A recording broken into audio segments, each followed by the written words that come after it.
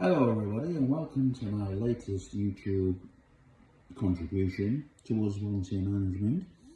I'm going to be doing this in three different parts.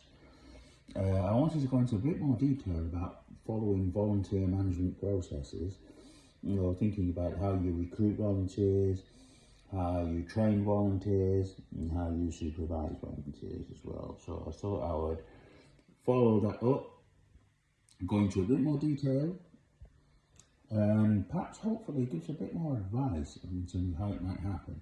The last video I did was only 2 or 3 minutes long, so I thought I'd go into let's just flesh this out a little bit and have a look at it.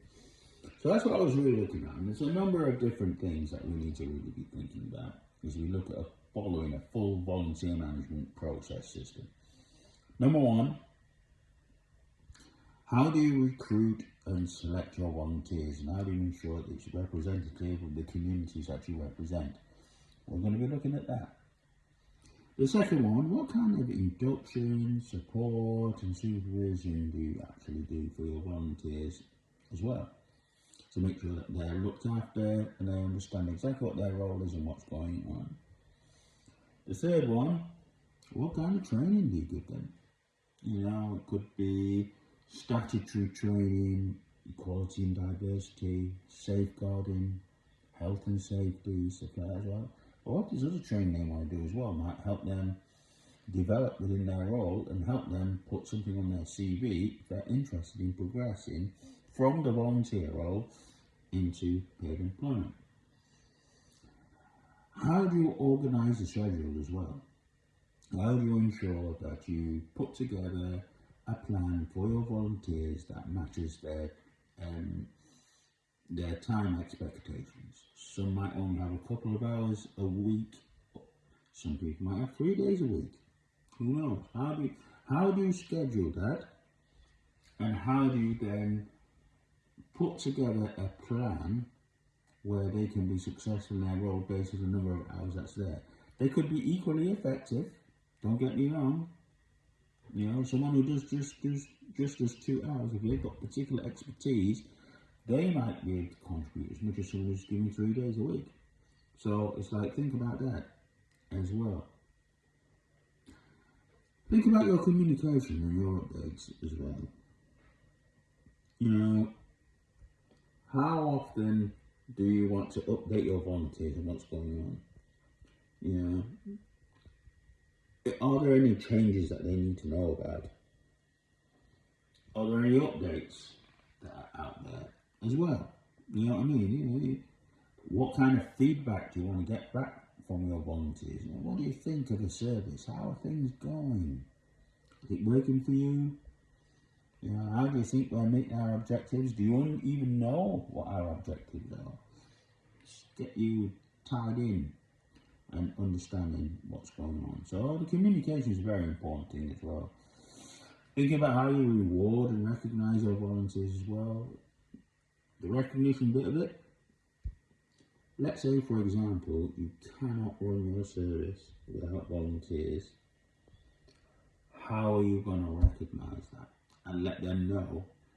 Do you know what, volunteers? Without you, we won't be able to run the service because we're a volunteer-led organisation, and without you, we can't do anything. And let them know that that's the case, and that they know that how important they are. So I think sometimes it's that kind of thing as well. And reward.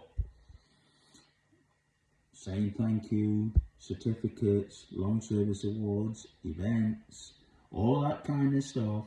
Thinking about how you're going to say thank you to the volunteers and that they've contributed a lot to what it is that you've done. So that's another important consideration as well. Thinking about volunteers' performance review. How well have they been performing in their role? Are they getting everything out of their role that they want to? Or is it not fulfilling? So you can sort that out. What do they need? Extra training? Do you need extra support, extra supervision, all that kind of stuff? making sure that you've got that all up to up to speed. And also as well, do they want to progress into a different role? Might have started off in one role. Okay, I've done that. Now I want to move on. I feel like I can contribute more. So thinking about what do you want to put on your CV? All that kind of stuff. It could be the other side as well. Do you want to performance manage someone else? Someone might have been a volunteer for 25 years. Great contribution. But you introduce a new IT system. No, I'm not going to use it. It's like, well, that's how we're now going to record all of our interactions. If you're not going to use it, we're going to have to let you go. So we'll offer you training, we'll offer you support, we'll build that in. But at the same time, if you're not prepared to go with the flow and develop with the times, we might have to say thank you for your contribution. It's possibly now time for you to move on. And because it's like at the end of the day, the volunteer role, you want to have that positive contribution for your volunteers and you want them to have a lot out of it. But it also has to be about the services that you're offering. You know, you've got service users. What are they getting out of it? And how are you keeping everything together? So, if you require this new IT system and the volunteer from 25 years ago won't keep up with the times, sometimes you have to just let them go. So it's about that performance review, thinking about how you're going to make sure that your volunteers get the best possible experience, how they're going to do really well, but also if you have to let volunteers go, how you let them go. You also have to think about retention and progression as well. So, you know, if you can keep those volunteers who are achieving what you want them to do, how do you keep them so they retain them a long time? They understand your organisation. They understand what you're trying to achieve. They understand what services are there. They know some of your service users. They understand exactly what's going on.